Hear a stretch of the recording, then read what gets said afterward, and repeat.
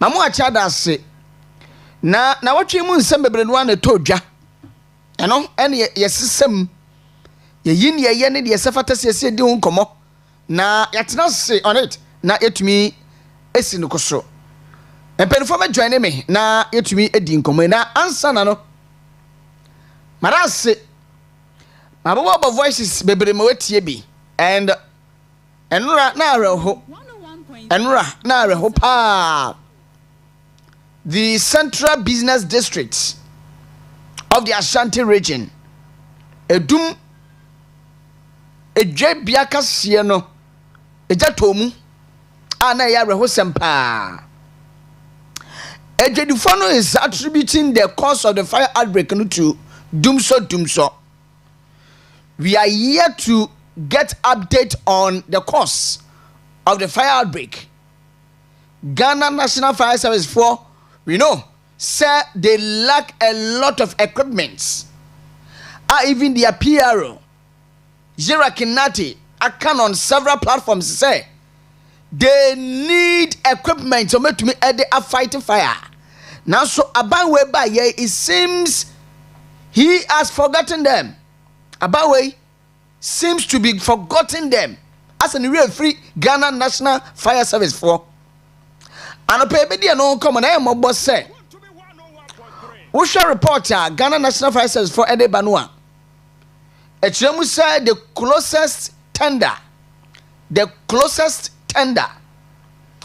ome to me Ede Bedum Jano Ebrendu ye no na sa tender no e break it down tender no e break it down and until so mo sort to main office tenders e wo ho. And from their main office to the scene is about 20 minutes drive. About 20 minutes drive. Na eja ato market mu. Na ya driving all the way from baby odomo to the scene. 20 minutes no. Na usu sadie ne besie. Ena nyam 14 so. Eye sabe. Bia ye di yan akwa kwahye no. And moving forward no me de woman some can be on one can funnel or my candia or mudi a German over 2 screen so now I should be said the Ghana National Service is in their need of equipment. Ghana National Fire Service, they are in their need of equipment. Some of the equipment are obsolete. I had data, I had a cake. Now so say about by as a real free woman, and they said this on the 3rd of January 2025. No, on the I think say after swearing in 13th. On the 13th of January 2025, and around so Wamoko Kumasi Edu market no as some of kind say. In fact, now we tenders ni nano a break it down. All the attenders have broken down. We need tenders. Dum judgment coaches or money tenders or the doom ja. And upon hot issues, you better won't come out because a ya buffalo, a ya tete, a yan someone sabi and some fatas on mine. I didn't finish and poly education watching. Not yet ni Acadia, you do control a ja our mine. Ever shed the home and come on hot issues. Now, an operation to the fight against Galamsey has been something on national security that borders on national security. The fight against Galamsey. Now, Enura Yaman Penny John Dramani Mahama Kopimo Santimantemu after the launch of Tree for Life. Okay, Sembi said, war banning all the government officials from mining, whether legal or illegal, with immediate effect. Ase enkwada. He said he's banning all his government officials from mining, whether legal or illegal, with immediate effect. Sasiti was say he stressed that any official wishing to venture into mining must first resign from their government position. It is easier said than done. it is easier said than done. Yetumi dia no ka de boso ano o de don wira bi nwo. Nti yebetumi aka no tro ka. Enso abai wanim womu a omu eye galamsey no yeni evidence krampo de Oscar oforila bi de obi anim say awin nananom atra o matwe no su. Awoye NDC MP wo awin constituency. Yeni evidence bi akrampo no this man is on record. Say nananamo abanation one matwe no su. And into your company, when members of parliament in the man who can say, woman to galamsey ana, because you are saying say your officials, your government officials, which means woman no mo kon na ekranda and okasa asem ya kire wo mo. But what? So it is on record say the member of parliament for Awin Oscar Labi is directly involved in galamsey. Amampeni what's more dia bed your sum now see your sum ekodipua enye ye. Do something. Action should speak louder than words. Your actions must, and it's a must. If only you want to fight galamsey, Amampeni with all due respect, if only you want to fight galamsey, your actions must speak louder than your works or your words. Your actions.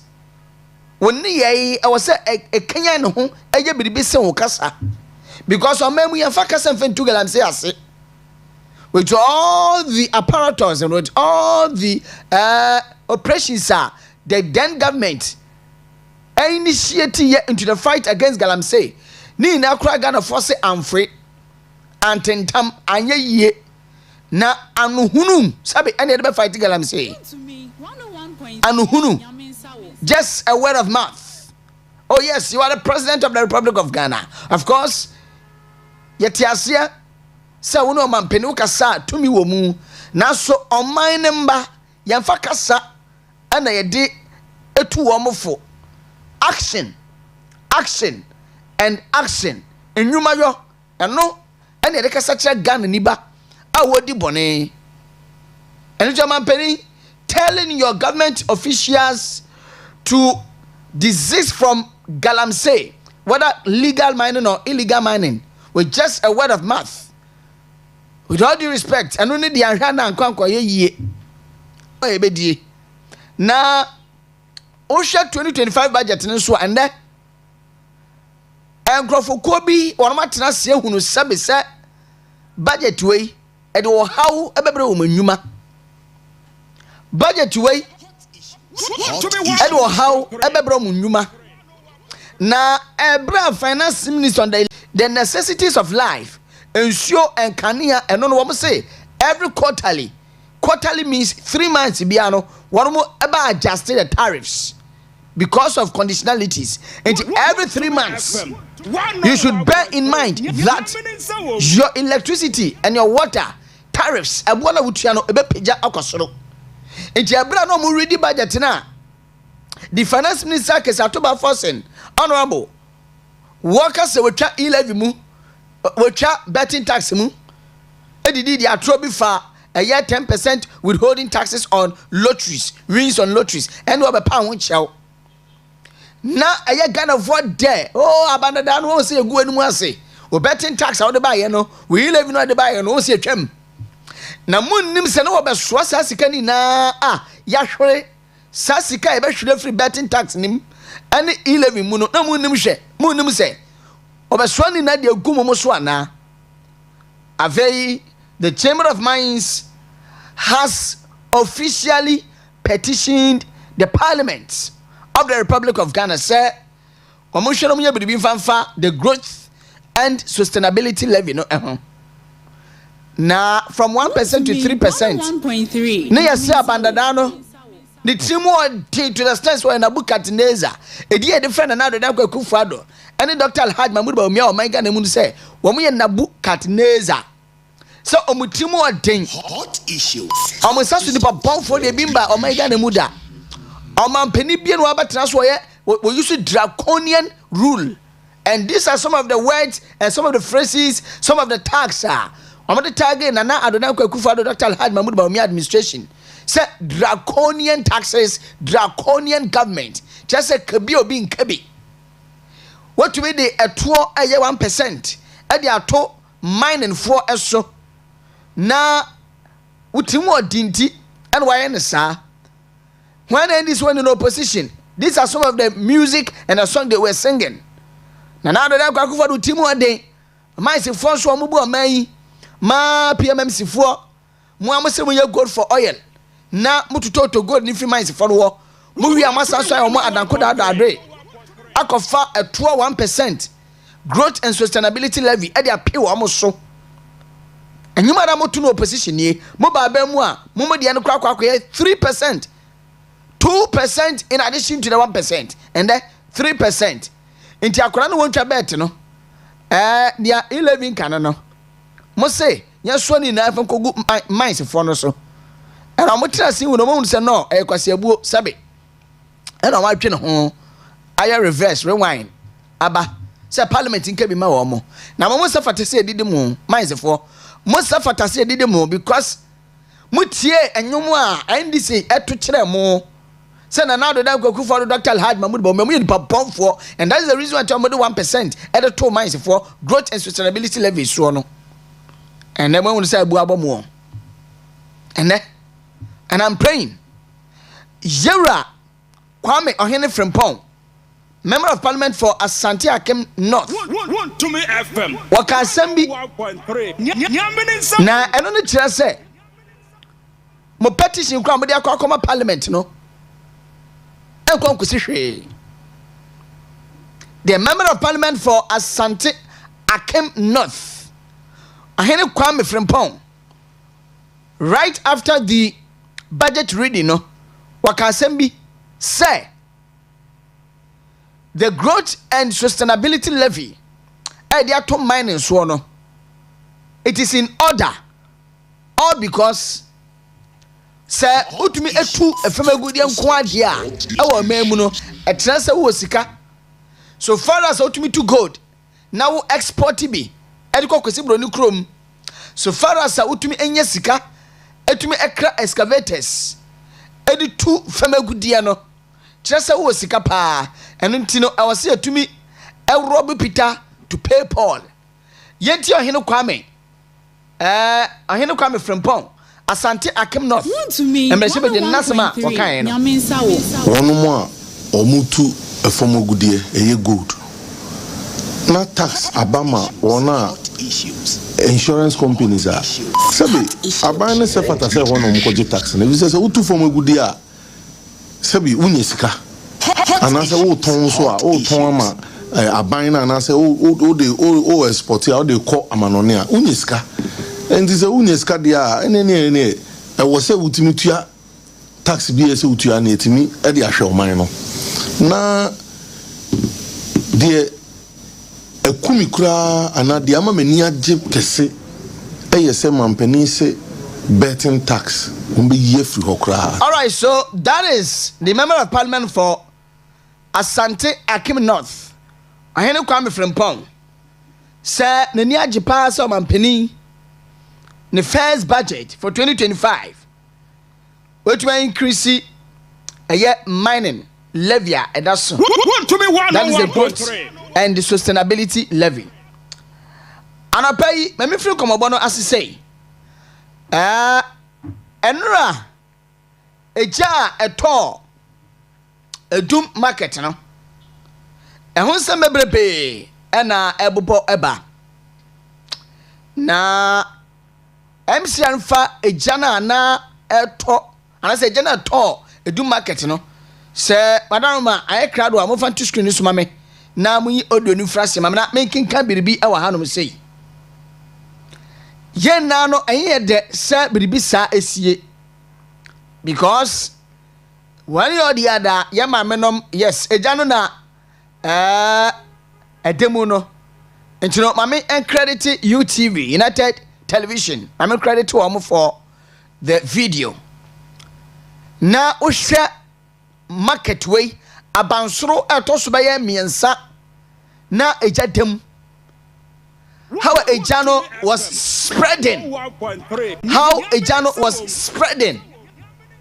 na ɛyɛ atete pa from Edum market and I will say na yɛse despite media hello FM ekyire hɔ ɛdan bi so hɔ na egya ne fira aseɛ Edum asɛm na meken ɛhɔ ɛna egya no efira aseɛ na wɔn suro krampo sɛ hello FM no egya no betumi aspread akɔ akɔhye wɔn nneɛma but as I speak to you now yɛnya report bi ɛkyerɛ sɛ egya tɔ radio station nim but yɛbɛtumi aka sɛ thousands of traders and omunyapade lifetime investment asye thousands of traders and lifetime investment asye just look at this look at this hot issues look at this.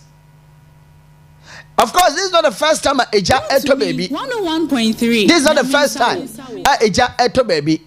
Now so where the pantoma, where a chen kroi. Na abrante bi nso a ne store ehye ye no abrante na no wosu no. Madam Masamanya no so anam de ato so e de mame. Na me babedi nkomo be sema no numpe. On this. Anapay areho. We are starting from a downside of life, all because a lot of traders and my brabo abana yes, I'm a peniko ho ekwachia wo mo enom kokodi di nkomo ne ade a say he is pledging support for the 5 victims. He is pledging support for the 5 victims. All right, so this one is also from TV3. Yada mo so ase nti egya ne de media houses bebre no mkopie mo ono tumi enya shots of the start of the fire or the inferno. Who say binu tutu to am storm ni ade a atwam neoma edipie and when efrase enra ahamache baye nonum na ekobo no nsia mu first as for chem so mkoduro baye no nsia apa on sima de baye dunum anase due no nti wey ane de asiye ewo edum pampa so edum ketia on say odi em Kumasi na mko school ntino hwe abrantie afa enu efiri na brabo ase abrantie afa enu efiri na brabo ase na wei ato no obaye dan anya kura na no de ne ho agisuma bi mu a sabe enye anya kura no a na de ne ho agisuma bi mu a enye nyame pan ne yebo se webetu akyekere atisia ono wo asantemantemu ene Ghana na sanse uko Kumasi a anya the Ashantis nkwa na didwa ewe edum eya manfra all walks of life obia tumi ba obedidwa no ebi anabe yatini so di areho sanse enra yante asem de eya pa but adie ba ko a yadi ani etra ho ensem yenu memehwe ensem yenu medemi nkyerɛkyerɛ mu no ɛde ɛfa regards to ejasisi a ɛtɔyɛ enra ɛwɔ Edum market no ɛno ni ade adi kan MC Madam I say thank you so much de adi kan no ɛyɛ audio me pa chɔ mu ntie ejedi form ba no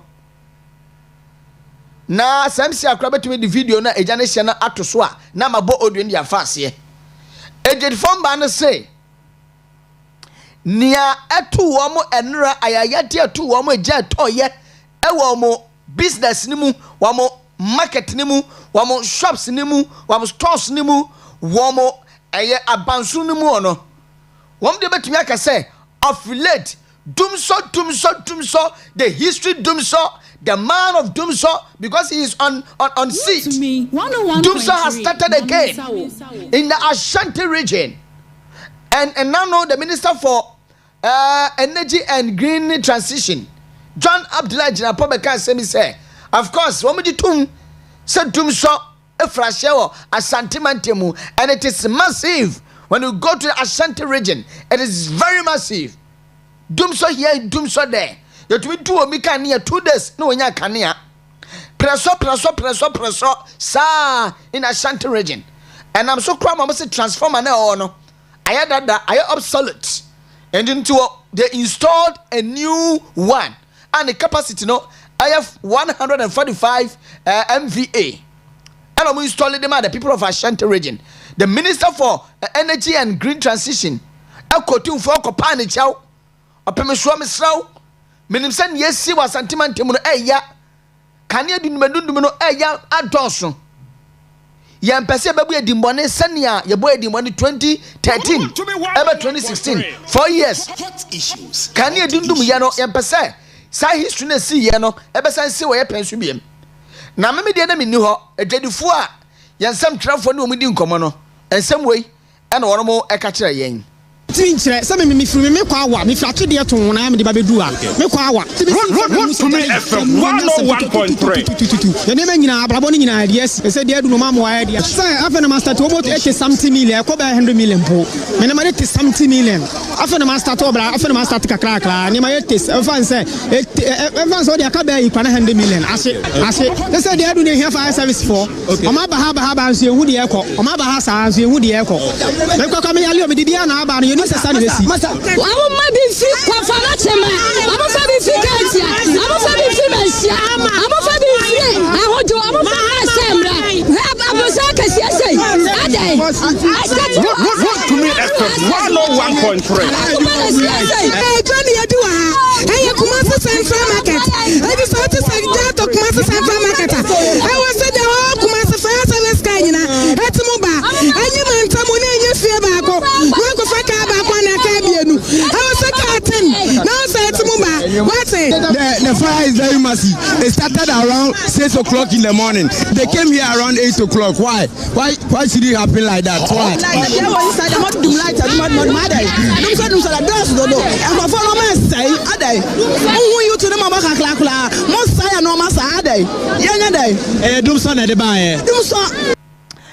Oh, where they are tete, sir, as you do so and I at the buyer. Na adura kwa no mutu nyumbi se dum so ken ene mahama omo ye kra twan de ama John Dramani mama dum so ken ese de mahama oh no e ha dwen dum so no aye bebredu to awo Ashanti region the Ashanti region MC Ameda say na momfa yura Alex Kenati he's a public relations officer of the National Fire Service. The public relations officer Ghana National Fire Service. But I'm find the picture no and fan to so and for me. Now, yes. What say? The Ghana National Fire Service is in their need of resources. The government and the NDC government, and I'm emphasizing that the NDC government seems to forget we exist. Some of our 5 tenders are 15 years old and above. Yaman Penny John Dramani Mama, His Excellency, with all due respect, with respect to your office, Your Excellency, Ghana National Fire Service, and then, what must say a jeto baby cramponua, Wamu Fidiano, Ayada da, a bearding fisher dunum, a bit so abro and fisher dunum, na a banwe by yano. Why no one says Sabin, you real free set. Ghana National Fire Service 101.3 Dum Judgment Kodu Crampono as a wamo. The referee say will Kobia from Ghana National Fire Service. The referee say will Abenuma Kobia.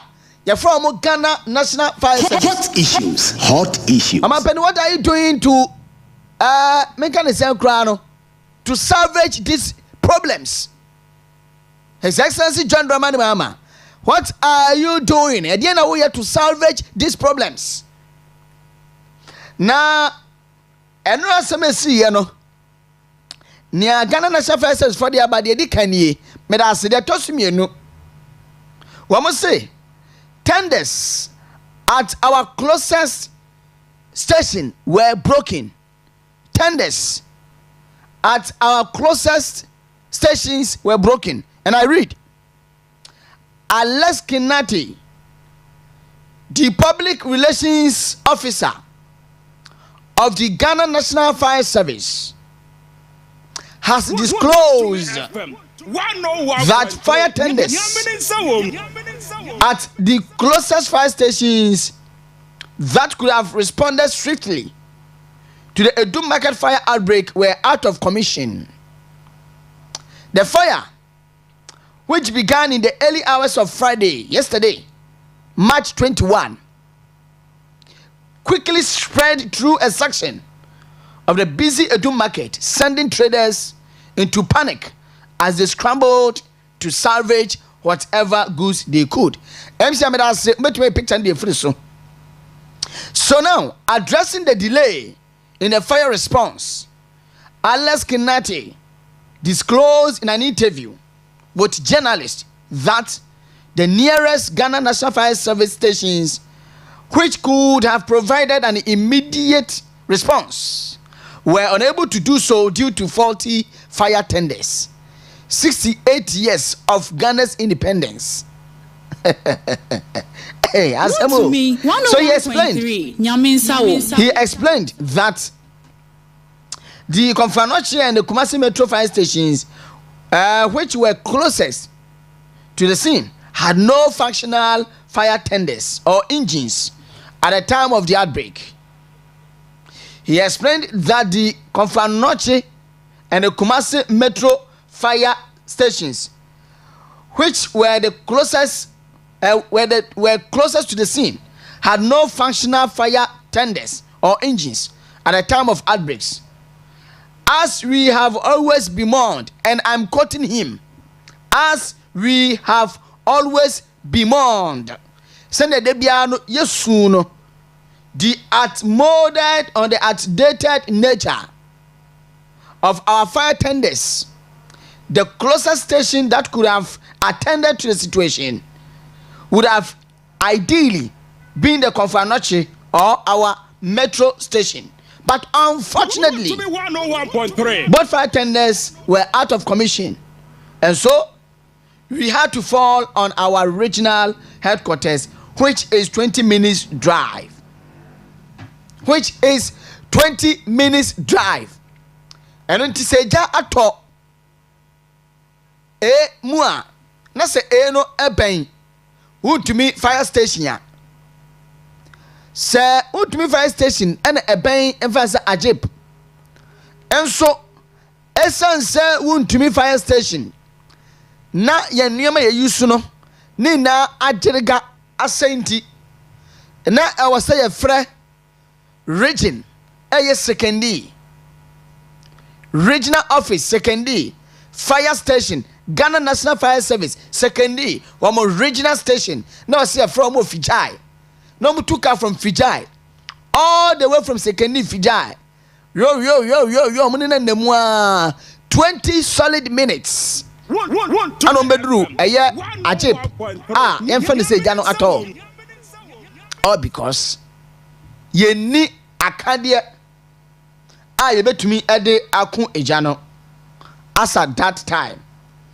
Ebuso mani e mobo amano ye mobo nanso sabe atin way no wuru a nti wo cha ya ya so yenye ni de bia meka se Ghana youth mommy arise for your country, arise eno na hia sesi a o se otumi eje na so na ye biribi edema oman no me na se p 101.3 untumi radio and Western Diamond TV and pay on your multi TV decoder hot issues and utie no so ehwe TV no mo ehwe ntino odo messages ebeba text messages and the WhatsApp messages and line no ebe to screen so now so the ode e aba so 0248 07 1174 to me 0248 07 1174 0248 071174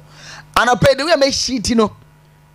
Esan says me mama adwadini mama we adwadini enti se bi se to no a ebe me ye papa enti ni yesra ne se wampani waba mama den na wo so ye bi efa to ania o predecessor aye no menim se na na da kwakufuado was ready to fight. And even he fought. And until or to me the Akadia Hodua, a sefata say, Yade Abwa, na aturenchembi etwa. To me the son, no. He provided a lot of things. Emma 1 Nadmo minimum crop minimum Nadmo dear or Mamma can be baby. One Mamma can be baby. I hope I dance dear. A walk on my piano or dear Amaya Semetino. When I'm Sassama Mickey and a crepa. So President Nado Akufo-Addo on 19th March 2021, the President of the Republic of Ghana, all in the support of a year at Renchem Ebeto Minor. Now, what a new command the National Disaster Management Organization, NADMO, 19th of March 2021. His Excellency, the President and the Commander-in-Chief of the Ghana Armed Forces, Nana Addo Akufo-Addo, paid a historic visit to the headquarters of the NADMO in Accra.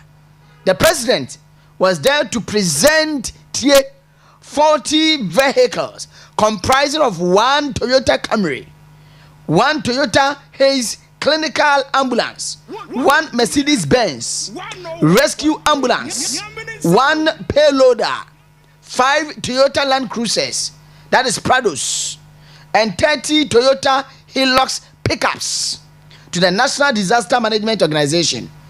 Omampeni dada Nana Addo Akufo-Addo ne penso mama odate. You can also do your search. March 19th 2021. March 19th 2021. In fact, Nana Addo Akufo-Addo was the president. Ne penso will provide all the accoutrement, all the equipment. Bambo edwuma kono, dunje edwuma kono, ene atoranchem abuafo edwuma kono. Omu hia ede abo man Ghana. Say awhia bitu yen a, ometumi ede aba yen srabe mu. So what are you doing, Mr. President John Dramani Mahama? What are you doing? You should learn from your predecessor, because your predecessor did a lot of things. Ghana, senye sabe, hypocrisy, senye hypocrisy. We would agree to the fact, sir, Nana Addo Akufo-Addo, Dr. Alhaji Mahmoud Bawumia, they indeed served in the country with all their might, with all their heart, and with all their power. Abushia?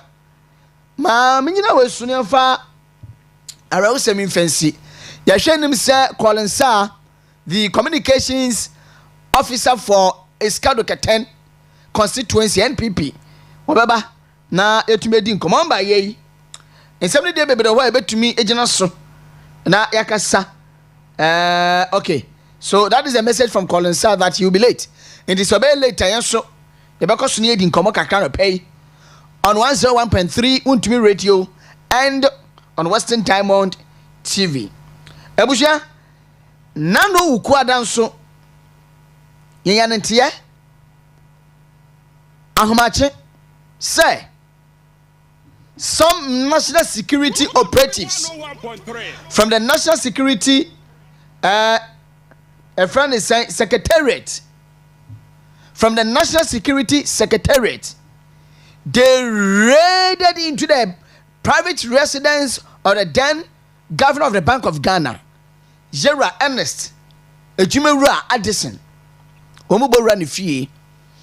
and these tax, and I'm terming them as tax because kwaya osa komo faso na womo ekwa search no ehsa kwa na womo faso.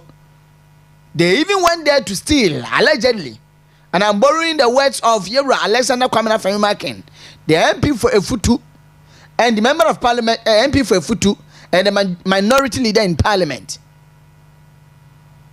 He alleged that these people, these thugs, these hooligans, went into the private residence of the then former, and I said the then governor, Bank of Ghana, Yera Ernest Addison, the private residence, Roman rich and crime. Some of the private investigations be, a search, around 5 a.m. at dawn. 5 a.m. as Sabi, one sort of crumpus will paste it. I want your criminal, one your crumfo, one your beard, What the boni bia o manyim all because you see a search. So ya bawra ni fie ne private life ya ketele to the extent that ne gere and ne mba were traumatized all because AK-47 rifle and then nyama hu do call ho and ko search no na sabe oba tan ehunu bi da because nikunu obesia wa civil servant oye adwodi pa at the end of the month we tua neka onya mayoni won't see Rennes Addison akwadnya campaign platform bi so awoye to boy dabi one way in advance back of Ghana governor and unti sama ba bamu na sama pam no a sabio one day tin baby niamu yi try people for so say tumi ni fremu nsa na bedi o nsemu a yewura Johnson Pandit esiama Johnson Pandit esiama and they were governor Bank of Ghana no mo kire wo mo say mo serve president bi dia to say MPP nsuye tumi na so mo ba wo metumi kra hia no krom na mo metumi abɔ no sum wo metumi kra hia no krom wo metumi abɔ na deja wo metumi kra hia no krom etumi aye no ayayade na yakayaka de asabe ensam fata say o say de obi a wa besom man e this high profile sadibra ni nyankola dibre Ghana na yesika sem no wona wo hwe so din pa o na so wurei to me ehye no ho so wan bo man kro no anya boni bia enso ye bo run fie disconnecting the CCTV cameras odi ye adwuma in any case samonye hooligans ana samonye sabe tax bia ya samo national security atade sam ko de tutura samo ni fie headen ana mokwa obi CCTV camera dia ayamodan you disconnected everything control board and everything mofa monitors ni na kam ho ana mo de koye ya se ahyan bi nso a ewo ho mofa de kan ho ne 10,000 Ghana cedis 10,000 Ghana cedis dane paso afemu koye ohwe wo hu undisclosed amount of money bi nso wa mofiri wo koye no onso ohunu ne yere sabe ne dross ne pieto ne yere sabe ne brazia ne yere sabe ne 90 ne underwear sabe ne yere ahwenneɛ ne yere jewelries ne komade ne yere nneɛma wo na somade na oba somade si yere rich jakpa sabe wo fan koma ne yere a na oba asomade de yede yadan se eno no cassette na yabo no eho allegedly, and I'm borrowing the words of Yera Alexander Kwamina Fanyomaken, the minority leader in parliament and MP for Efutu constituency. Wanna cast answer me now. So if you have any issue with Nyame Kenya, go to him. You can go to Google. The video he granted an interview with the media after Okoko Sra Yera and Addison. After Muma reading the fear no. Only some trophy be share one-on-one. A church and semu bubu nsemu, and I had all the videos here. Videos ni na awa ha. Very unfortunate say me to fam MCR4. But video ni na awa video so ha. Awa kasa nsem no. Di se mo asem bi ka. Mo kwakwa hwe no because now Samson ye gina na de aka sansem yi se ne mo kwakwa ye awa ye Ernest Addison fie eno no. Ana no sukro ya esate ye say the former National Service Authority penny Osai Esibe Enchill former mayor ewo Keme wano so mo etonsa frɛ no NI before etonsa frɛ no amo friends wo mbra afei interrogating for so many hours and afei ni lawyers kan ho ma mo koye. Now the fourth estate, one more hwehwemu concerning ghost names bi 81,000 ghost names bi a yede aka national service personnel no eho a omo chi akitua ewa abandada no MPP aban mu nti no owura osai esibe entry na ne sawo mu ne deputy gifty oware mensa enso ofri ewiamhyemu duru Ghana ha kotokawa ena no so yeso ne mu kabo ye detaining no Even a brand new International Women's Day on the 8th of March. Na lady Okyeremu. Because you're saying to me man the bail. Unless you pay na you answer. And what demo more than 48 hours. Ghana Mrasu Chiremu says which will be a sabi. If you want to prosecute the person now, and what's say with them more than 48 hours. But about way a demo more than 48 hours. Neandi Simo Frasa Moyeno. A president be president and a most setting. And Sabi Ediano what's the sin no say embumbo kukuo. Me say Ediano enyini na ebebu abo wankasa. Ebebu abo wankasa. Ye chichire oman ye oman. Nti oman ye yenso a obia so ho oden eka ho ena de oman no. No political persecution. We should do away with the political persecutions. Amanyosem ye de tata obi momenye njai. Amanyosem ayeye de tata obi momenye njai. Ebiana, this is the first time obi share and as others in fear disconnection here, you know. To me patch MC afo nya picture no a. CCTV cameras here disconnect no ni ade no. Munya mo fa to so emfa emayen. Na yemfa enda ne ho embra. Just a minute. The best about Munche Bim my messages no Embra 0248 07 1174 0248 07 1174. Ya bi nie Krobonko anopay waso wotie me dedenden. Enti me nua ma me chi anopay na memo abaso say wotie untumi radio 101.3 and Western Diamond TV. Penisi edo ho anje ho achinye. Me nua no efen Krobonko. Because asere sa on anim de ntie ka Krobonko no. All right, so me dan aba na afei Ababe Tron Commando Siane calling sir the NPP communications officer for a scout 10 to me 101 Wabefia na Erin Komo. Good morning.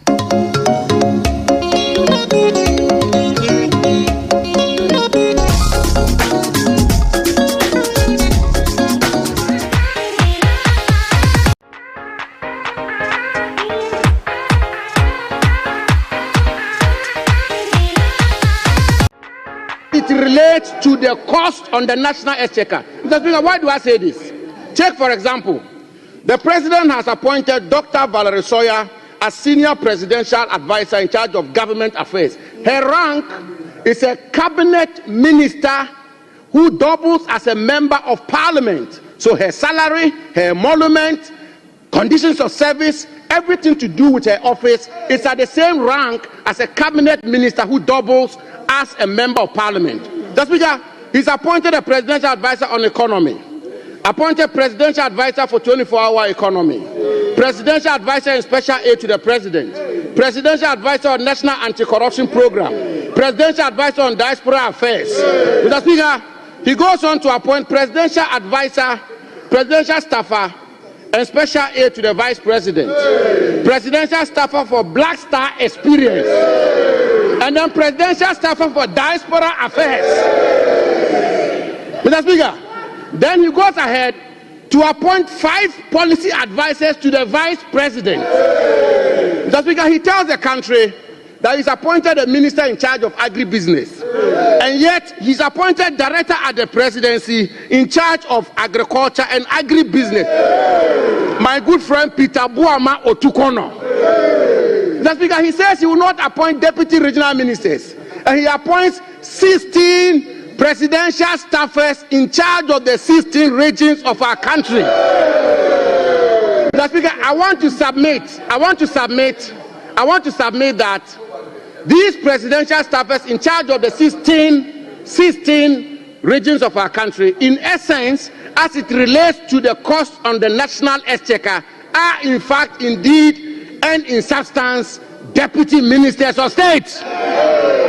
Mr. Speaker, he then appoints, Mr. Speaker, listen carefully, please. Mr. Speaker, he then appoints 1 presidential advisor on media, 4 directors of communication at the office of the president, 5 deputy directors of communication, 2 communication specialists, 5 technical communication assistants, 1 media aide, 1 assistant media liaison officer, 1 communications consultant. That's because I've done the mathematics and I want to submit. That's because I've done the mathematics that I want to submit, and I do this not from a partisan lens, but I do this as somebody who had the privilege and honor to serve as Deputy Chief of Staff. I know how it works. In terms of the cost on the national exchequer, the President has appointed 100 ministers and deputy ministers. That's because the President has established a Ministry of Youth Development. That's because I want to refer the House. I am a suiti, Ubisa Samna, Papa, I'll forget your interview. And I told be a gun for more corrupt and to be Biamuniska. Then Mahama has formed arguably one of the biggest or largest governments in the history of our country as it relates to the cost on the national exchequer. Why do I say this? Take, for example, the President has appointed Dr. Valerie Soya as senior presidential advisor in charge of government affairs. Her rank is a cabinet minister who doubles as a member of parliament. So her salary, her emolument, conditions of service, everything to do with her office is at the same rank. For the governor, some 10,000 cedis on his bed could not be found. So some of these hungry party food soldiers that they use, who parade themselves as national security operatives, after all, perhaps not even being paid, and they use this opportunity to steal. The governor's wife's earrings and necklaces were also not traced. They couldn't be found. In other words, those operatives stole these earrings and necklaces. Ghana is a mature democracy, and we should do better. 3 cars, official vehicles of the governor were also taken away, only to be informed later that they've been parked somewhere, so he should send his drivers to go and pick them. Around 4:30, a call came from this same Richard Jakpa.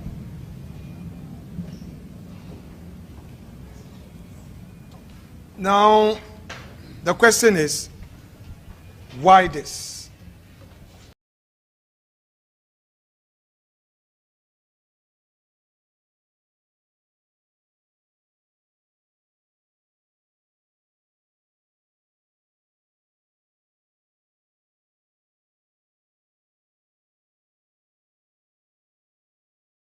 To Dr. Addison's dear wife, we say to you that take it easy. God be with you and your entire family. In fact, let me add that I visited the family last night around 10:30 p.m. I was with them. Dr. Addison himself, though traumatized, was hearty and he's taking things easy. I went round, saw the property, and in fact, also had the opportunity of visiting his office where the CCTV monitor was. And it was unfortunate the way Jakpa and his men carried themselves, dismantling the CCTV monitor. If indeed they knew that they were on a lawful path, why dismantle the CCTV monitor? Why take the monitor away and all? I believe that we don't need this as a country. To Dr. Addison's dear wife, we say to you that take it easy. God be with you and your entire family. In fact, let me add that I visited the family last night around 10:30 p.m. I was with them. Dr. Addison himself, though traumatized, was hearty and he's taking things easy. I went round, saw the property, and in fact, also had the opportunity of visiting his office where the CCTV monitor was.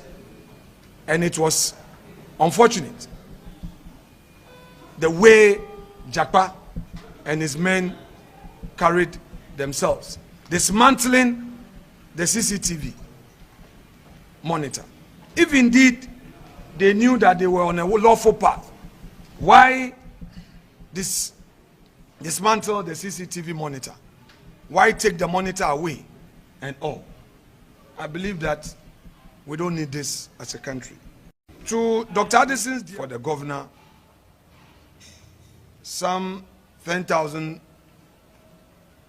cedis on his bed could not be found.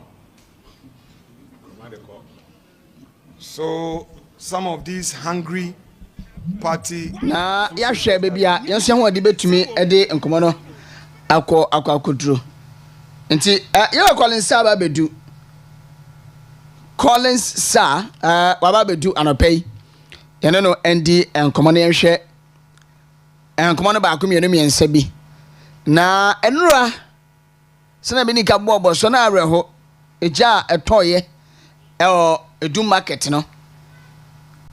In fact, name warem nanso edwedfom ba no the attributing it to doom so Ghana National Fire Service from the can ye see ye Omampeni John Dramani Mahama ko ho enra otu omo fo se cylinders amudu aduane wo market ho omunjai mo ba mutu aduane wo fie mo famra na mo mbembedi wo bekra mo no aduane no fie na mo famra mbedi ba se cylinders amu use wo inside one ade to the extent so hunu se ampa ye market centers ahodo a yesisi o manyi mu no eye outmoded ache outdated ache enu ntia so hwe na otumi esi edwedibia foforo ye fe edema market centers ahodo e wo manyim.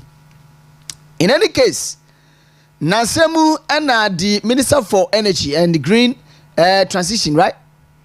Wabaka say Dumso Kumasi and Ashanti region at large. I had to drop and inti Wamuguso Motun Yama and Pomo install 145 MVA a transformer ebebwa. Nedinka opportune for chow, Sir Abanisa. It is a good fonica said Dumso and I did sa a jasishende by anwa. Na unombe ya jana. Kwalisa good morning. Morning boss. Ibiaboko. Ya mi adu no paibo. Ibiaboko. Edase. Yesi mfodo so a uye ni na ntwe metiase. Edase. Metiase. Same the same constituency. Yeah. Neja se me di nkan ba na metwe on. Medase boss. Medase. Metiase ba. Medase. Ya mi show tembia endam hen ai. Hey. Tembia endam hen na enso ye betutu nyama yi. Oh ye mpe. Kra. Mate. Tete for fanche. Edase. Ye beba ejasihye no so badanra.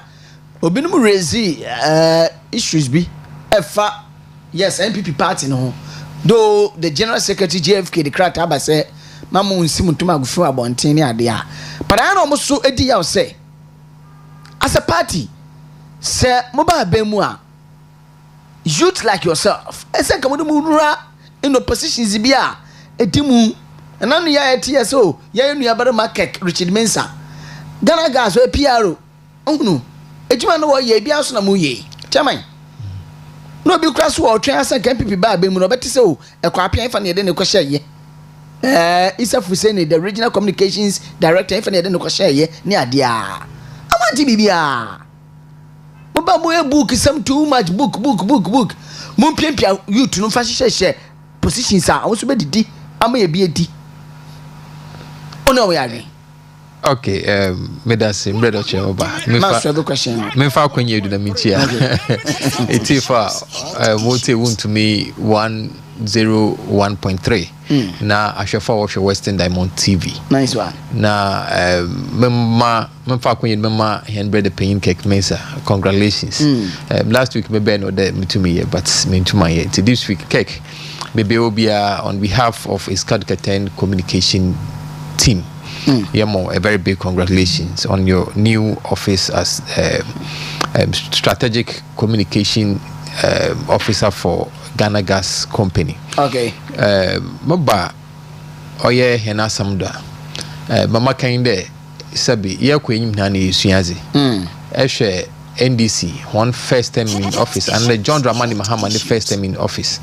Onye dem na oye another onye dem na nchihye oti. Okay. And if Samreka maka de nyama fa ho a osu fi His Excellency Nana Dankwa Akufo-Addo no though there Mahama bi ode kudu no it's quite improved than Nana Dankwa Akufo-Addo or started because NPP ever power no.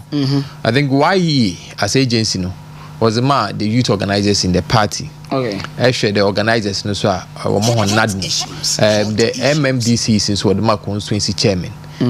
There was a deliberate plan then can able to sustain party no.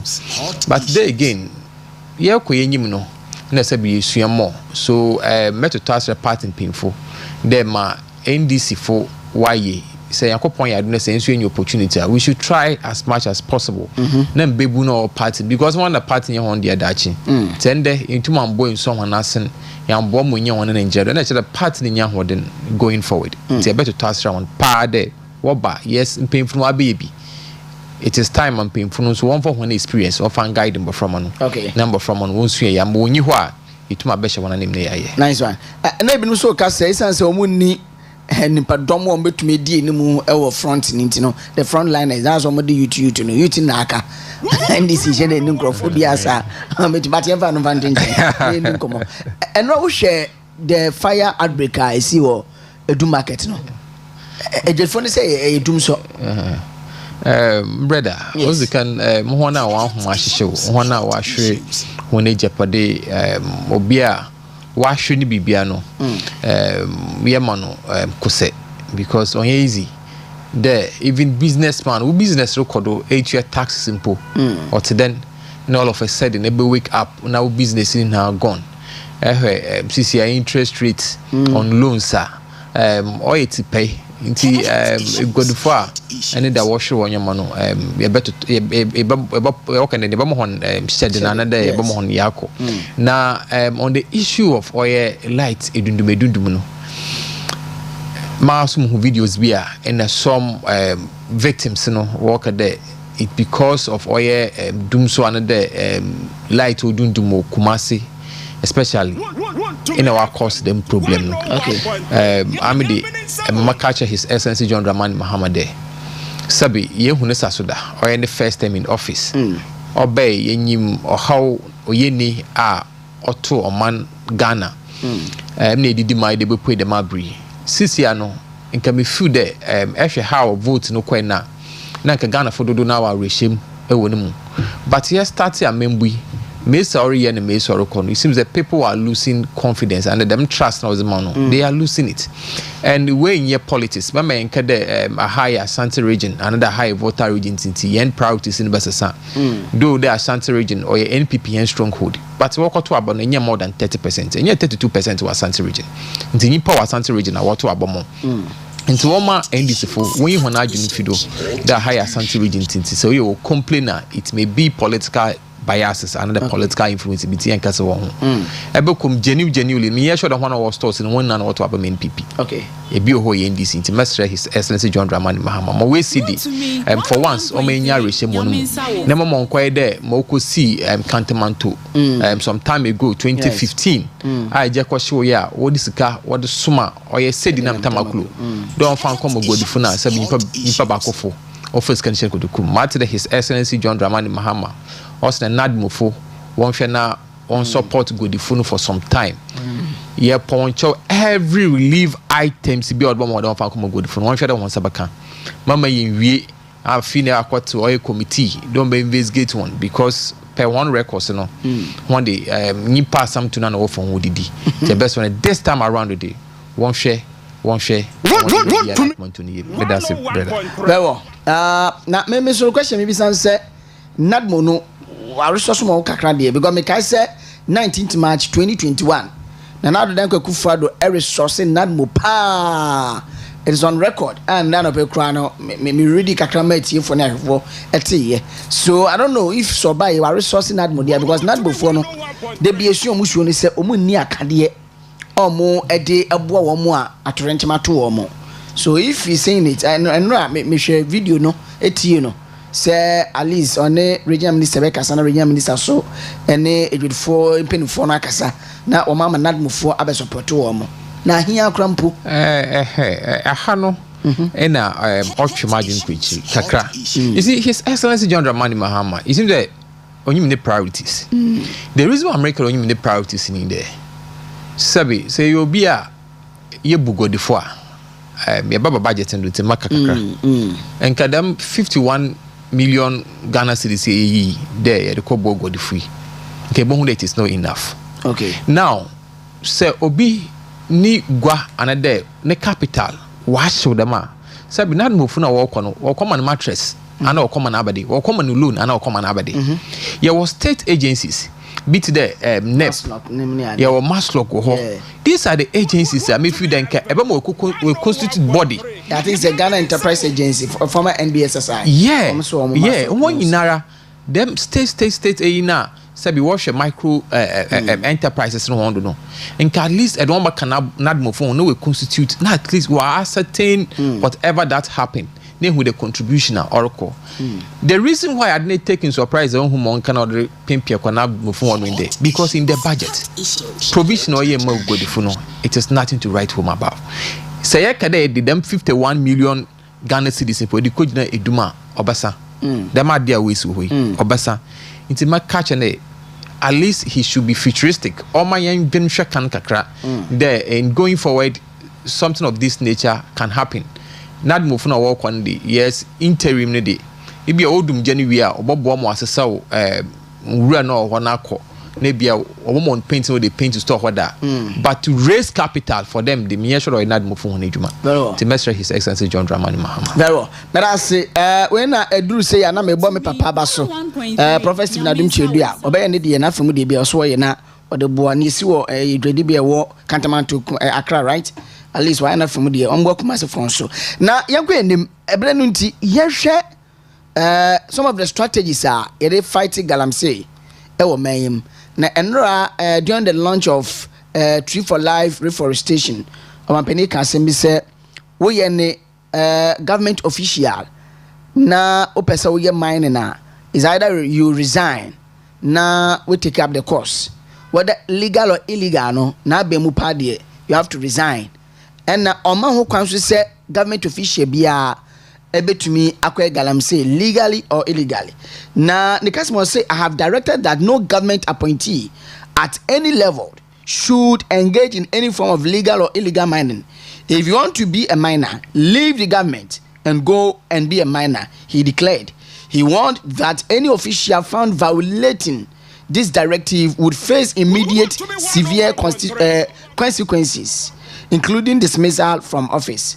Additionally, the President instructed security and regulatory agencies to intensify their effort in combating illegal mining. He cited recent successes in reclaiming forest reserves previously devastated by mining activities. You know, the strategy also was what they fight the Galamsey after war launching this green sea blue seals and then we soon another strategy or the mamintil. Hot issues. John Dramani Mahama, we the best show. Yenje agro no, like agro din ya doso. Ghana painful in yodo. The reason America that agro ya doso. Ghana painful in yodo in there. Hot issues. This is not the first time I had to the Mampembi or Kade ne government officials. I remember on record that His Excellency Nadu Dankwa Akufo-Addo or Kade say Ebana bem de Benyiska. Then order to widen, but Okyeremaba no yet to take us a baby. The same thing His Excellency John Dramani Mahama. Kasorika there, a government official, another any appointee. Na say a pedebe mining and the for position to na kwana kwa your mining no. Sabi or a casa young baby and it's na no akopim. Because man be saying there. So if this government appointee, so omani yanko or register company na waye mining swe. If this government appointee saneba register company na so waye mining swe. if a regional chairman of NDC another executive member of NDC are on your part of the government appointee. Okay. No sorry your mind and so. Besides, government appointees are Ghana where you yeah, can do yeah they strike out the percentage. Almost 6,000. Okay. And 6,000 yeah you want FIMA. Sabi even within the NDC nampo they are more than 1 million. Inti masra no that am kasa na de onyane ye hwehwe. Ye pe action. Now, I say security agencies wamboa they entum ye reclaim forest in but want to wamboa na ye protect. Me be said Anso John Dramani Mahama ni minister for lands and natural resources. No him the security for no I call for water gas so say them for me if put 199 na river gas yes mami water for no wako for mami water there won ko bo nsuho ban na His Excellency John Dramani Mahama sisi ya onyi Ghana fire adwen there the method na ne lands and natural resources minister no wa employ no is not sustainable. It's not sustainable because oya da obotum abom etu galamsey asanka me sure that His Excellency John Dramani Mahama will tax the Ghana security force na other agencies in there one more no one bread number galamsey. But Colin say you see now all kind of appointees me sorry say me try no but appointees no man penny bia on kwan so 7,000 appointments and that is in the senior yashise they are 7,000 appointments and he said those 7,000 appointments on no more kasa and also say oni hu kwan say even if so a member of parliament in po awon na appointee kura no obetumi aka say oh ye galamsey jai which means a member of parliament oh yeah when you want to be ye galamsey but na appointees no kwa de ono hu kwan no the president take precedence of everyone in the country. Yaka Ghana CCR Sabi Nesha president and answer. Amemiti president can decide there Collins that this time or this time it's man come with or impose curfew. President Nigma 3.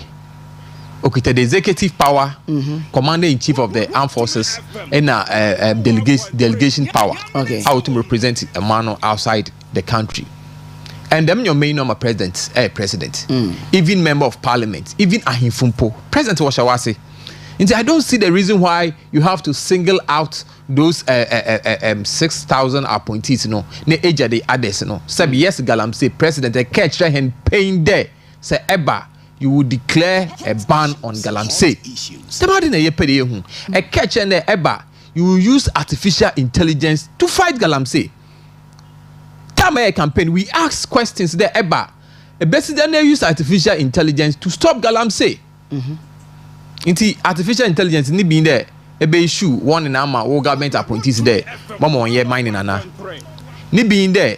Sabi wo minister for lands and resources. Or call employ for 400. They on call water gas ana. His Excellency John Dramani Mahama. This is not the solution we want. May share other school of thought. I want to work a day. It is time you declare war on Galamsey. State of emergency on Galamsey. Okay. Today my payment and now the Akufo-Addo starting our bend excavators or just no. You declare war on it. Then media houses won't support you. You function military for one sir. The Obio Galamsey Biano Sebi he's committing a high treason. Obio Galamsey Biano Sebi or a terrorist. Okay. On Sakana you can shoot and kill. Say start say them your man of Ghana. Sabi at least or the sanity kakra baba hen system no. Them sanity be we then other security agencies will go in. Ye awareness about advice what can then appointees in the moment quite them then fine. It means His Excellency John Dramani Mama. What if we appointees be sabi no own mining industry that I don't say. Okay. To me find there me small scale miner another more mining industry no more mining company or tribe or yejuma now His Excellency John Dramani Mahama my appointment on come condition of service sure in TCC I never catch them na mro call them a cotton company na mro call them company na coach but also who steady assembly din afterthought I say ade bia as ya ye that Accra na ba be catch them is afterthought because ye obi oba man appointment no man pen wunim say oye mining and as one you know that thing. And he said, "Oh, Pesepe say ne appointees no mama going to mining na bia wonim preface or mining no man appointment no na isi obeka sa asam na che na say afterthought. That's it. In America there asam na okay no dey sabi nimu ye har manimu ye drinyi mokofo hwa do to abama no those who use AI to stop galamsey no nti ni AI now be artificial intelligence be used to stop galamsey no ana Ghana for year twen and say obadada Ghana for so he should be frank with us no can do kasa make na dem another can on the campaign trail no ye di no kwar kakra na ya boleta bebre so that there is a backup power or you one of the kuhisama make can usual na ye because more the galamsey ni dey I don't think that it is BB or the solution bebre Ghana. Can he solve galamsey?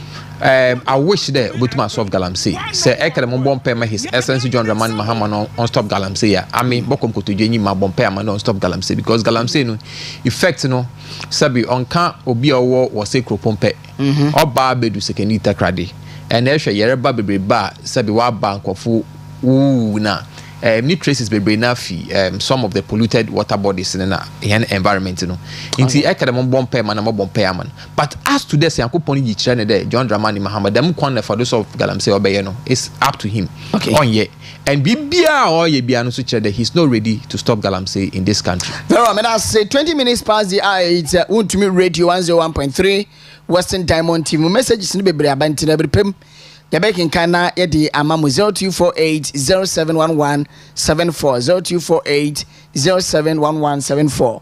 That is your text line and your WhatsApp line. Na anope share Chamber of Mines and the one petition Parliament say the budget ni muno 1% growth and sustainability levy no. I was so pa now so muba ye mode mienu aba be kama na 3%. Osremo say 3% no munya bibi fanfa ho na no pemi kasem bi say ebra na do da kwakufa do Dr. Alhad Mahmoud Bawumia 1% yes hey omuya draconian rule no rule 1% and these mining companies they were saying a lot of things against the previous government and now mo dance to the tune of the NDC yeba o yeba hwe yeba titinema so one by your first thing grind budget wom 3% only 2% they account home and our petition Parliament so mo then now they are when they say Parliament I had your beka some because member of Parliament for Asante Atim North Zero Hinu Kwame Frimpong were independent candidate they now so and then we in adwuma de fa NDC lie waka majority ho waka assembly after the budget reading na na pay me boy me say su biem the amount say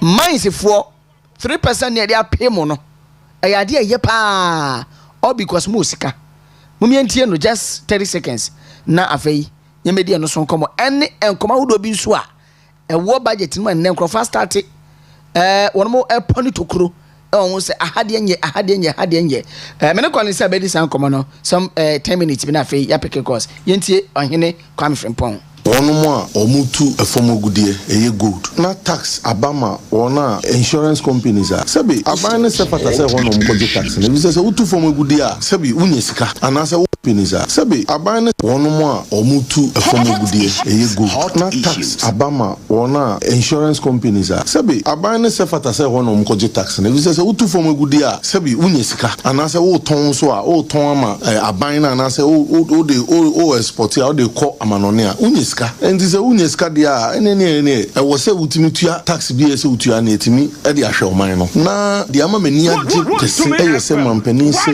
betting tax se me yi bojuboju wono mo a omutu efomogudie eye good na tax abama wona insurance companies a sebi aban ne se fata se hono mkoje tax na bi se utu fomogudie a sebi unyesika anase wo ton so a wo ton ama aban na anase o de export a o de ko amanone a unyesika and this unyesika dia ene e wo se utimi tua tax bi e se utua na etimi e de ahwe o man no na de ama mani age kese e yese mampani se betting tax se me ye bojuboju adwuma bia me ton niam kakra o kan. Okay, so that is Ohene Kwame Frimpong, member of Parliament for Asante Akim North. Ono ne ko tu and the appear kubi e di free so no was the mines for mo so mo free asonko Chamber of Mines mo so honko mo petition parliament 3% credit I was say they be pay mo so because once I was sika to my gold no na chi say kakra hye ho Collins mami tie we budget say say crop start e to me 101 point. Okay, Medasi.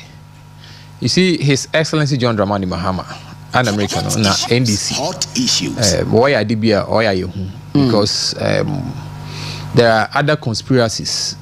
Another Kasakasa Orokodo. The actually good board na His Excellency John Dramani Mahama opedo introduce no. Grand scheme ni na inde opede Ghana gold in hano. Sabi wo boano and the waji na NDC for no or benefit more. Actually, Nancy Anna Oye Minister for Lands and Natural Resources also will revoke all the mineral licenses that we issue no after 7th December. Yeah. Actually, growth and sustainable living now or the mining do now. One would them living no. Yeah, the registered mining companies, especially the big mining firms, you know. Now, Ghana currently, finance minister already the budget, you know. I say the reason why here economy need to expand my to me economic growth of 5.7%, you know. Yeah. It is because of mining and the good, not or driving here in the economy. Okay. Inti economy now, since you all rely so much on good to sustain and then to balance your exchange rate. Now, them baby one holding fino say introduce taxes more. Then it means there in the long run or bekwa besana be heto. One kasa wo economy no. Okay. In a sense there, fine mining companies no.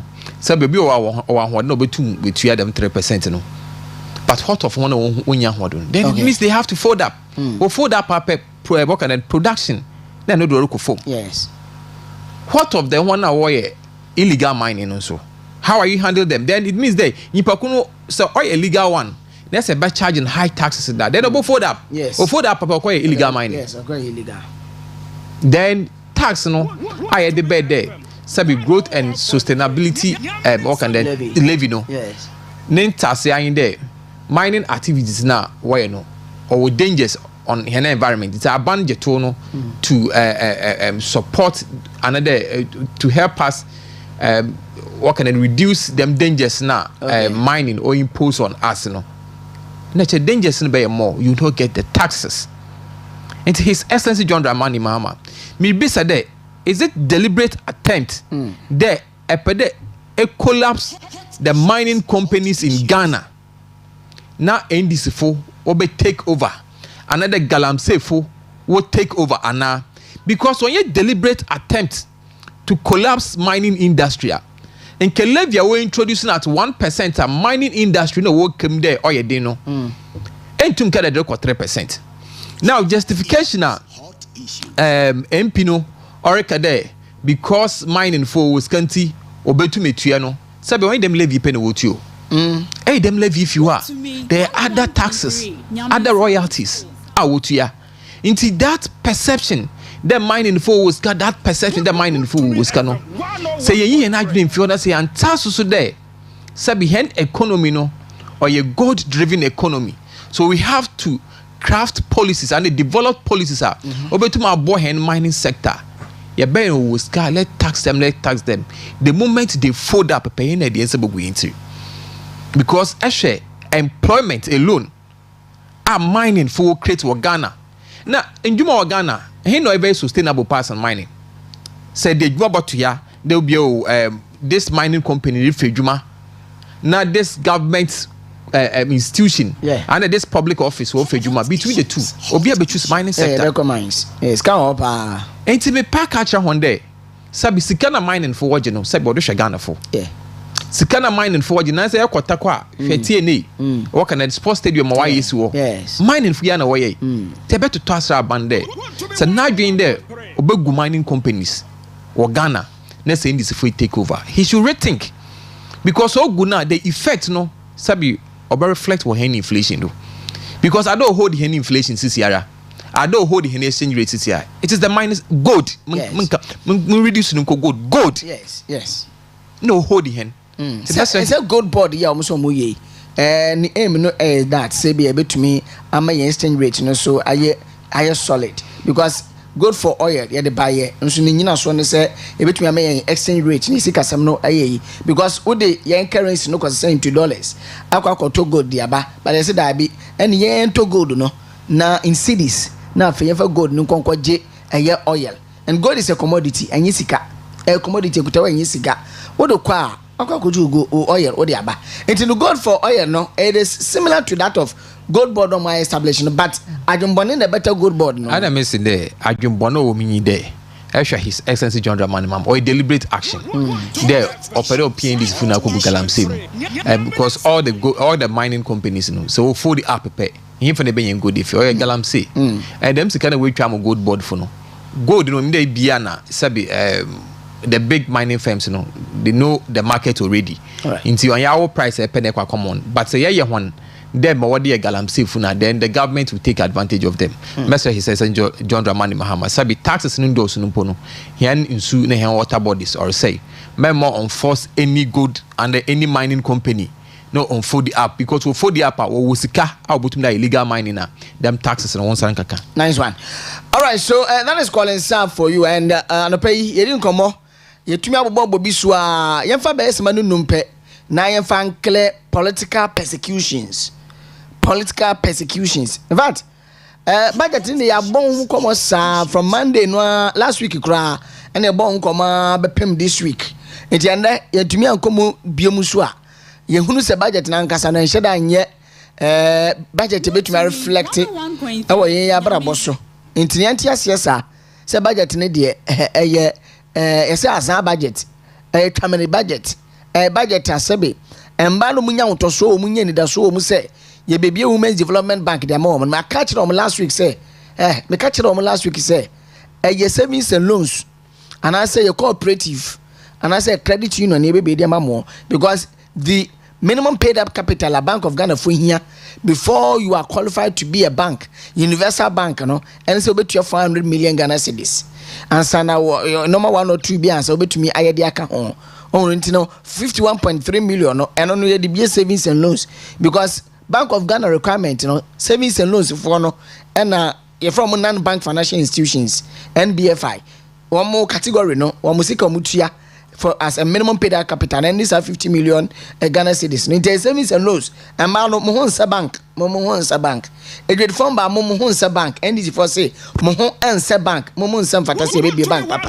And the Susu services, yeah, and the microfinance savings and loans now. Ye be a enchene guno, and then yedemo eko some mukosi musika or mukaje bosiani ade a tunaba na egu because I savings and loans montu majum na monda why 51 million I savings and loans in DBA chairman now say Okyeremaba make a crack for 51 million the choir he says John Dramani Mahama on Bugani Godfo it's true the reason I'm making on Bugani Godfo there budget no ye no the choir or your budget or ye the odrubu or ye would be didi and I would do one kawa what the funding one campaign because mentasi the estimate from Ambisi and more Ghana why from our local school at the 290 million at the quarter pad but from a no I will be the do all my meaning seven at the 290 million at the quarter pad and from a no but my funa way you do more dish and from a no you discover cost support one business you 50 million. This them 50 million times 6 at the quarter pad. John Dramani Mahama. Into why they yam for them 290 million no? Impo yam fan kwa ye the women's bank. Name for 50 million mo yam fan quarter pad no. Yam be say hu there. Mbo from ma wo ko school Ghana. A wo yam be si ama. Won do ya hen. E go di for wo Ghana. A wo digwa wo yam be si afo. Won do ya hen. Igodifa what the gua ewo Ghana. Wa hon fa so. Enna from a sabi wo ye mesiama wo Ghana wa hon fa so. Mbofama na bo sua de no sabi wo your man dachi. But say yetumi abom ho na ma me fo ho business sustainer. Onya ba na odo bottom pad. Batam bottom to pad. Sure. Into why they them sika na yes ye de quarter pad. Ye de come a contract. I'm a NDC be a women organizer. Ye de come a contract. I'm a NDC be a organizer and the NDC regional chairman be no don quarter pad na be chairman from no.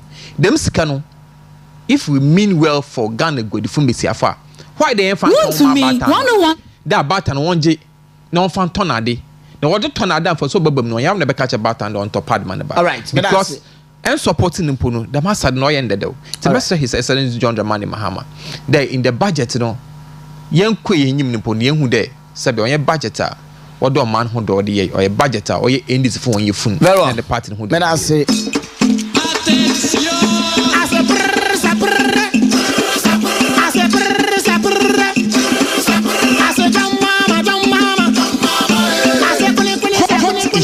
Hot issues.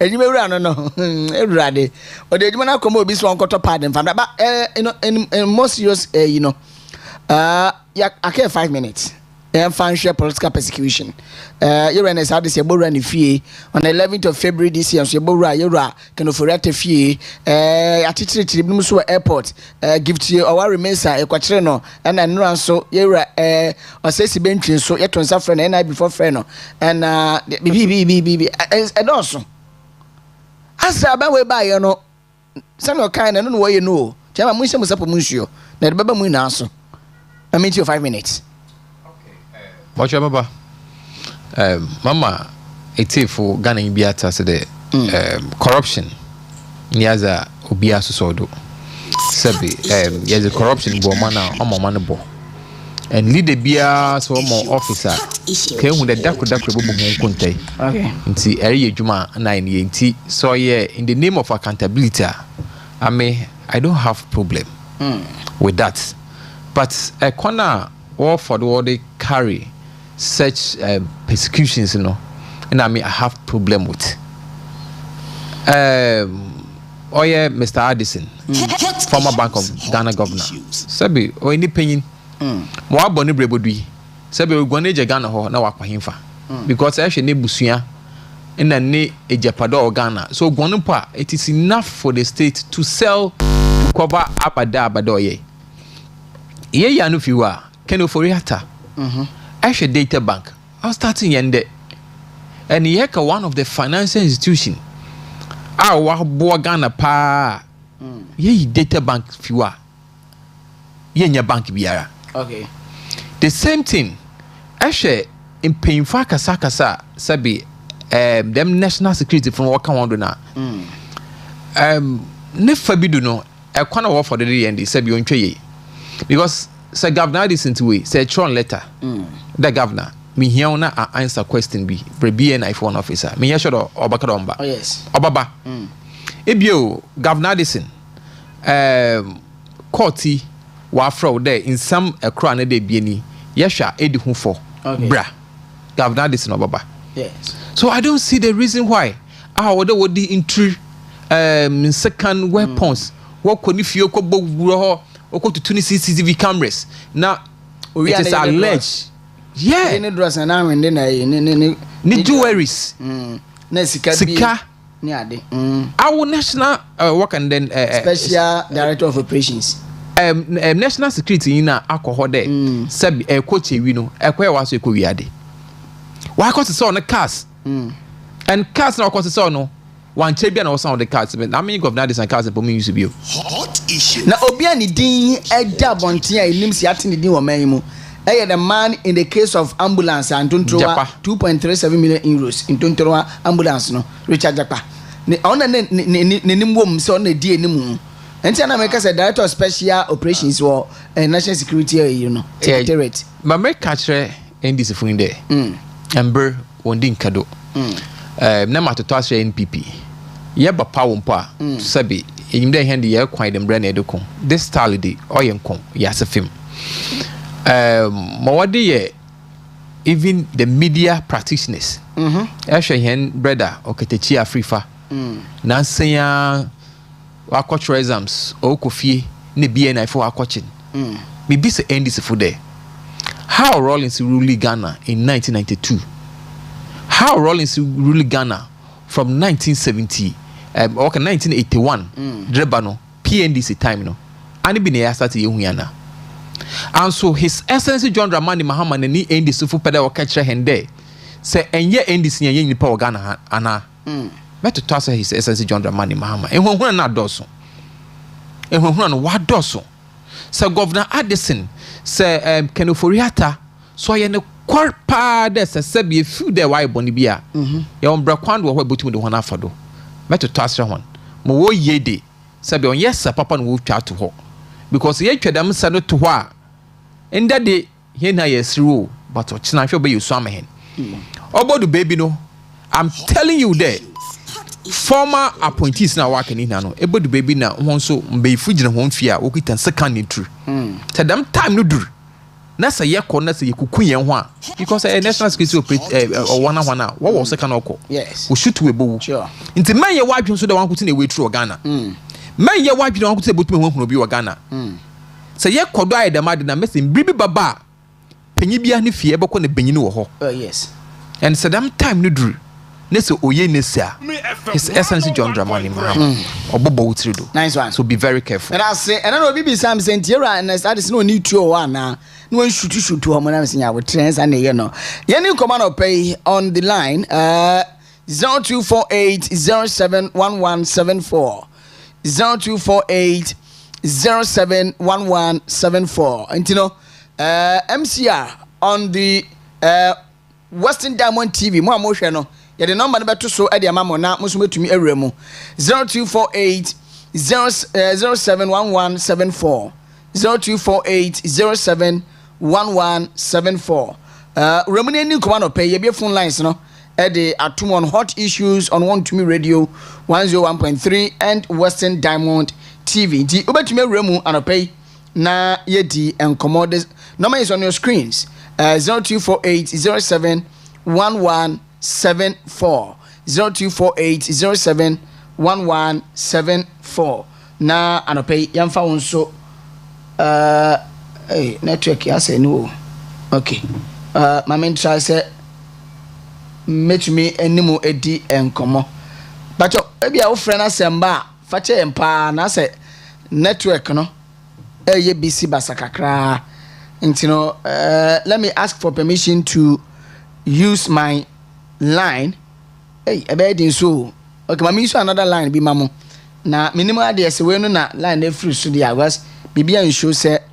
Okay, you know, mameda me ombra sisi a na fe e ma me fa afrefo no and the anopay medasipi.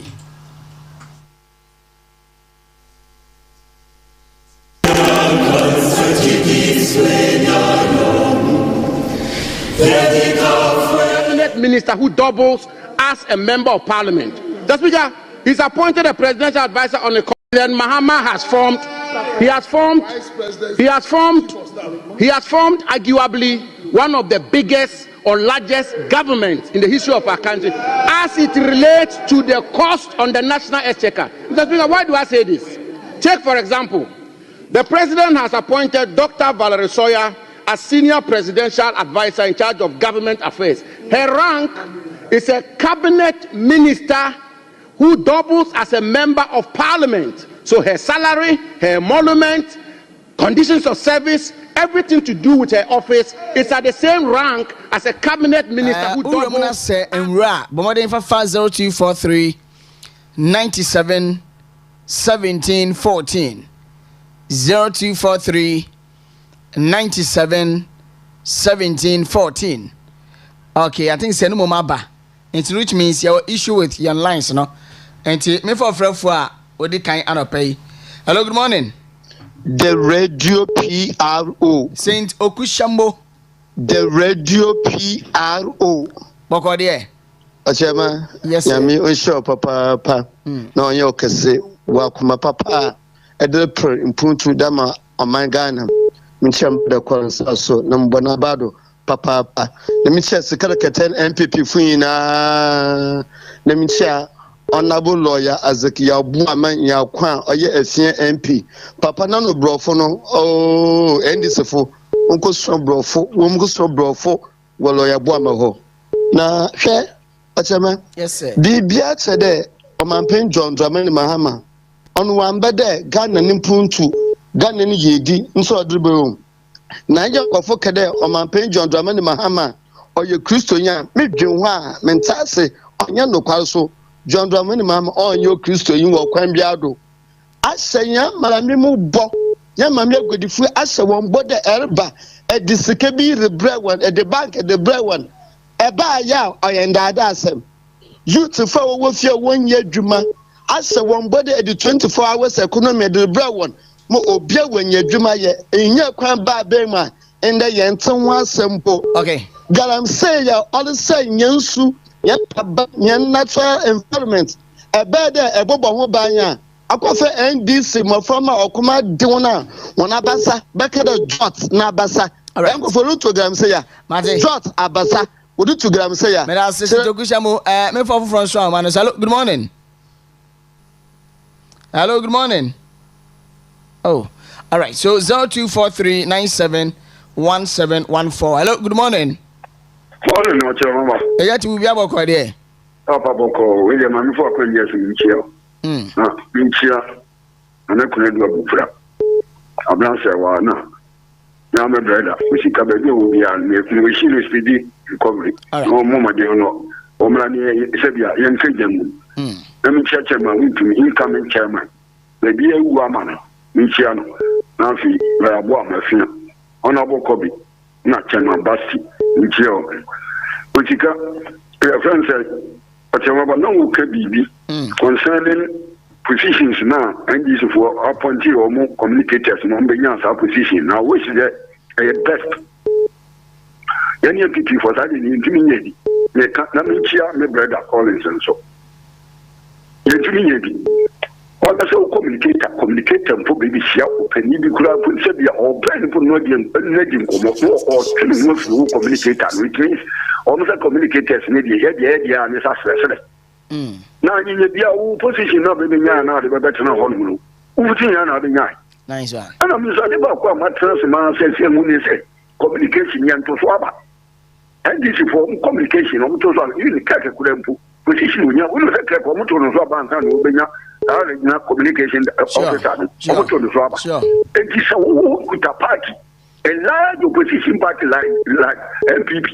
Now what you want to catch them and say, yeah, your position, yeah, to swap. We have a communication director, is saying, what you draw.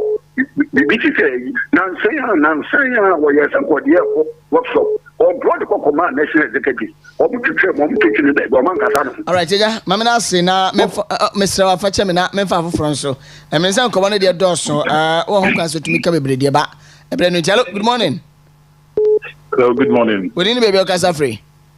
I was from Kwekwe, Japan, because of Takoradi. I mean, you, Kwekwe, Japan. Yeah, all the country which you may director, Kolensa, and he's the future of physical concerns. I'll pay the NDC Vandazano. They don't have anything new for us. Because the South America banking sector, how can you allocate this amount there? As a universal banking, whereas the yen on your possible. And I sometimes will feel the yen now said, yet today one another, baby, you can the difference of home. And now, in the amount one part that Eric quarter to doesn't even make sense. He on your priority.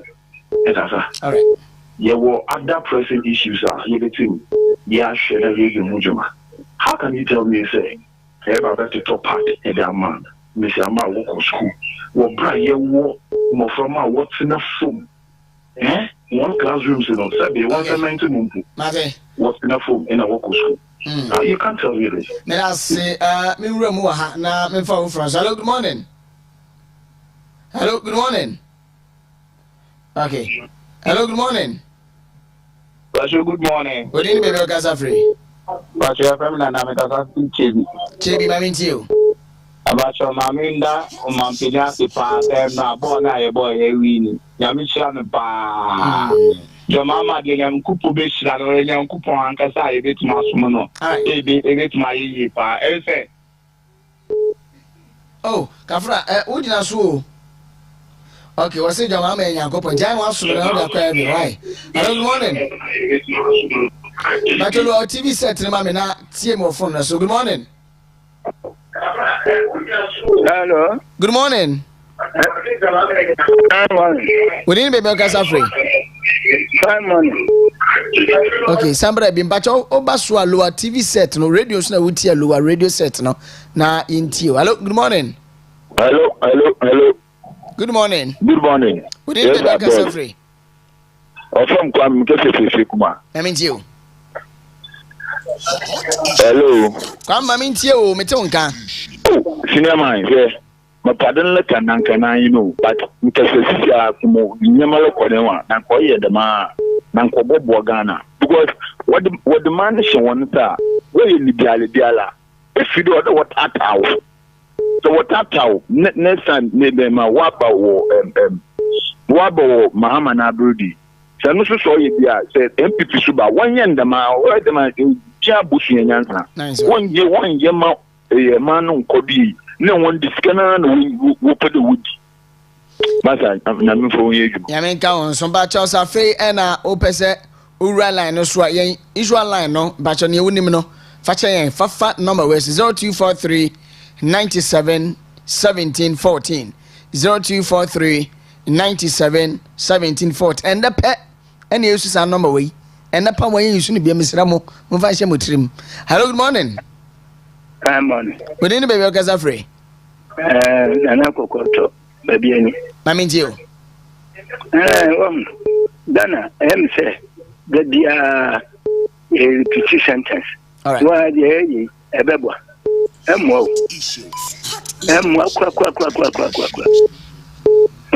Sure. If you are sitting, who you are for, sir, show dear. Who you are for, sir, show dear. Mochi teaching for say, Bosume Simiansa, Edia Sidia, Edia Pro, and a whole town. Just said the whole town. Yeah. Yet, I'm standing on the best of our haya, and neither did that one haya. Now, why would repeat it? Say, yeah, the day well is yeah, 2 ideas more higher being. And to move to move. All right. The whole town. Edia Sidio, says you're almost Sidio. Now the whole child is there. Okay. You chance chance 4 years coming at the whole child. Good morning. Okyeremaba, no cancer president, Mama, Yanko, Uncle Jepian. Uncle no Togan, many Yano pay. What or not, take on a Hanma, yet a home for you. I say, Gana Funa, I say, Gana Funa, it does say Gana Funa, and Yanko Sum Mama. Oh, your papa. Okay. Hello, good morning. Good morning. Morning. When any baby can suffer. Kofi name because of Kumasi. Kofi, I mean, to Kumasi Bokodia, Edum, Ewashi. And one to say, Yango, but my name Dr. Baumia, and MPP phone. But I'm a money cotton near a year. Many MPP name a can of credit and a credit okay. I'm a more dear by the church in Nippon and then I mean, now. When she was so the remo, Memphis just 2 or 3 now. Memphis for the NC 0243 97 1714 0243 97 17 14 and Memphis way Ewahano. Hello, good morning. Good morning. What do you baby Casa free? Oh, from YPT because of you country. Yenin come. But you better be asked. Mama, about not die. We want to station. I don't get the ordinary to from 2 man. Then to from 2. I go for the better than I am going to really. Senior, when you be a bonnet, but I remember no woman on the entire year no yen so yatna se wonu se we dey amfa yi. Amfa yi why? Me da sintino mam fa from man. Hello, good morning. Hello. Good evening, baby. Casa free. Me pastor me casa free Kumasi. The same akosia. Akosia ni komo. Me pastor me MPP ni pa na me kasa. They would deserve to say President Mahama Chimibia one channel. Sa pay the same poor miner or mine baye. Nipper would deserve to say Chimibia one channel. Okay, Matty. Now, Mamfa last call. Hello, good morning. Hello. What did you make us free? But you casa free die. Casa free, I'm fine. You do among from. Yenny Gomo. Mama, then Swabano, I'm any boy in a my wife. You might say that. And now, my dear Pa. Hello, last call. Good morning. Good morning. We need to be casa free. From me, Mr. Jacob, my free Giso. Yenny Gomo from Ejiso. Commutate Yamenu Badini say. Sika oyashi obi a odi sika eye adwuma no sika na ekunu anti medie obi a odi Ghana sika bia ye brebe pim sa di sam no ye nti ne pakoro ntum na ye mfane sika ne back na de bia ye ka kire na every Ghana na amane na twis ayi 8 years ago no na ye so ye nyankwan papa di ya menka mo ho anga ho so enfa frefo ni si Collins o final comment ni enfinsi. Okay, Okyeremaba, yes, sir. Memfa akwenye na men wish MP for Efia, lawyer Isaac Boama, and now I am my brother Kwame Ike. Happy birthday. And Minchia, my brother Saint Okushambo, Saint Manepe Michio, Yakuponichio, na Kwekwe Japan, Michio Wansu, Michio Pa Michio. Maybe will be a Michio and pains we the one I said to Mutain. Yeah, the hands can say in baby, you know. I think call is now a friend, no. Baby now a much concern about corruption. But the American, His Excellency, the President, corruption, no, Sabi was started to free also now. With the issue of Galamsey, say to me a smart national security for Mawoko or a former government appointees won't fear. Why didn't you someone call one away Galamsey? Because one away Galamsey, Sabebo community, one day ye Galamsey. Yanka the moment che obia or a corrupt and obey with Domaniska. But I can't offer the watching nipa. Sabisan we do ska, never say do ska. Near do ska. To why there? Yanchi pano.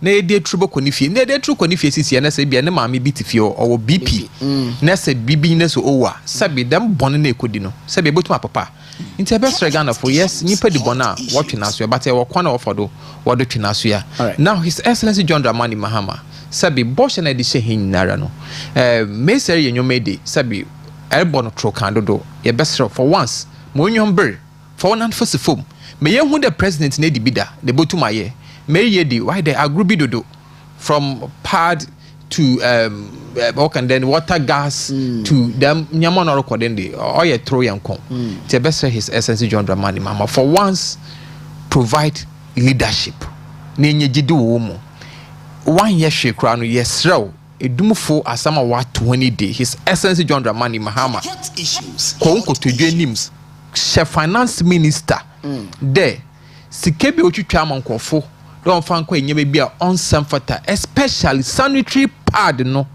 Master, say to me, if you go the phone, that's a market in Jina on your better sanitary pad. Besides, a catcher hand there, free SHS and not dunk for the Ben Kodo Miska Fumba, Utia, now and here from Bawoko free. Na pad no. Ka 1 year shekran why the Miska for once want to pardon my homba. Okay, never mami. Na kini na boom. The best His Excellency John Dramani Mahama. All right. Sabi on your priorities right. All right. No more money. Menasipi Collins is the communications director for the Escado Keten constituency NPP. And an opinion no Edin Komesi Konya from 7 a.m. and a customer mienu pe na non so abo. International mienu every Saturday. And a pebia memenda.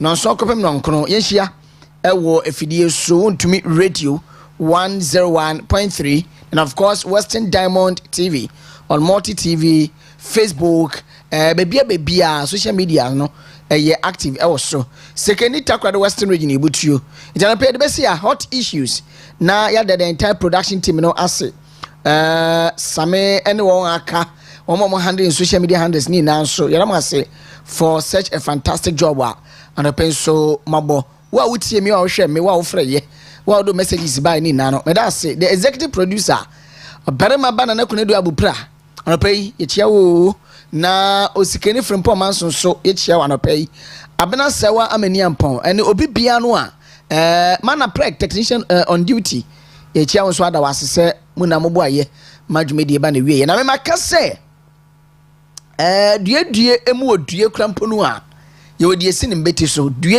emu odue mpo no a ye wodi esi ne mbeti so me papa Stephen Adum Chedua, the voice of God, the on my Philadelphia city papa near to kantamanto for koye omo adom no and then so be si ewe dum nti ketia edum fo mo Philadelphia mba medidie pass yen papa Stephen Adum Chedua, the voice of God, Believers Worship Center, second chance Philadelphia man penny over here na de sefata mo nso tumi aye na fam de e de aboa mo we de yakwan menya America ne saa medidi ese wetie mi nso e wasopem but asipie de besi medidi Okyeremaba AS Enchill the radio PRO yame yadoma next week Saturday Augustina Hansen ben so wo ye wedding na Ebo Smith enso minu abadama wo Kiz FM ne maame enso da fom a next week Saturday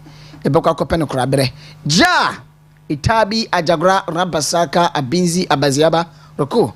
I'm out of here. Good morning.